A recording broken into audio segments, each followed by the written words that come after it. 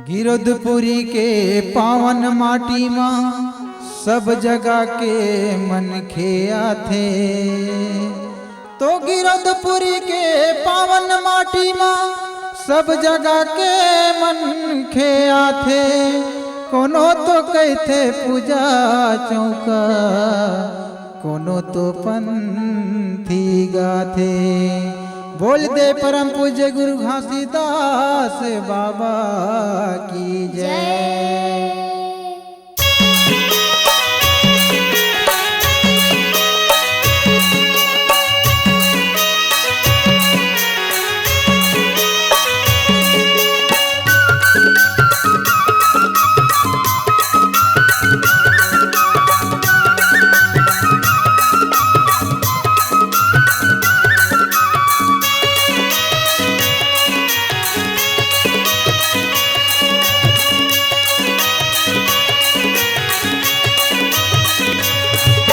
जाबो गिरधपुर के मेला, नहीं है कहीं के वहाँ झमेला।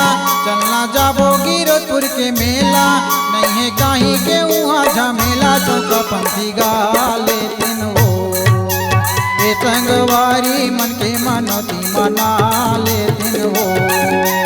ये संगवारी मन के मनोती मना लेतिन हो।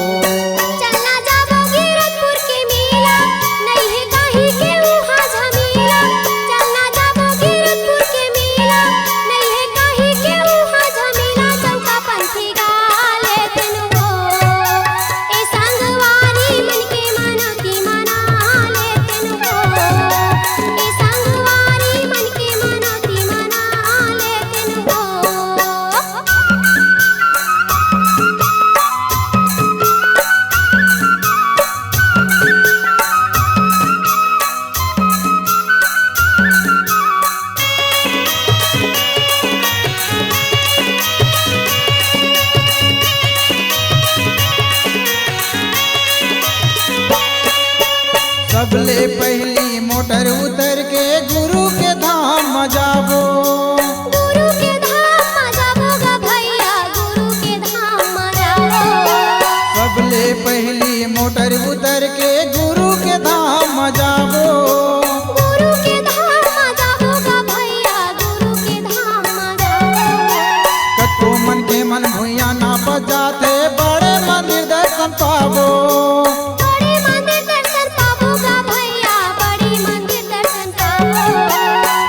मन के मन भुइया ना बजाते, बड़े मंदिर दर्शन पाबो।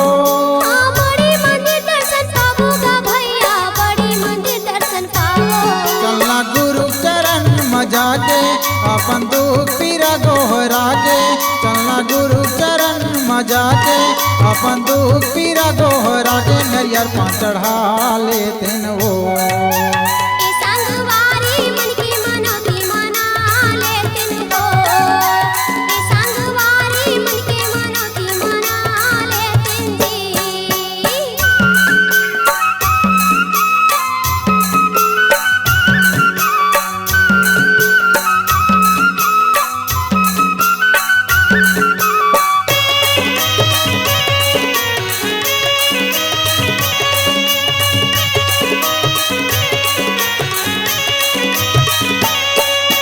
रात भर संगी चौका होते, दिन भर होते पंथी। दिन भर होते पंथी गा भैया, दिन भर होते पंथी।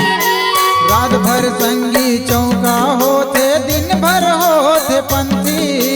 दिन भर होते पंथी वो दीदी, दिन भर होते पंथी।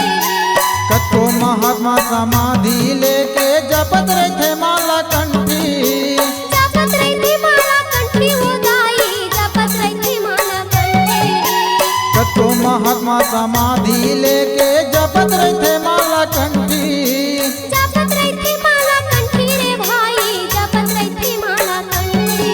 लगे रहते कतो भीड़ भारी, देखे बरजूरे है नर नारी। लगे रहते कतो भीड़ भारी, देखे बरजूरे है नर नारी। चरण नहा लेतिन हो।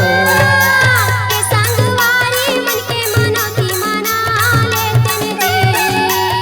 संगवारी मन के मनोती मना लेतिन जी। के मेला नहीं है काहीं के वहाँ झमेला चलना जाबो गिरतपुर के मेला नहीं है काहीं के वहाँ झमेला चौका पंथी गा लेते न वो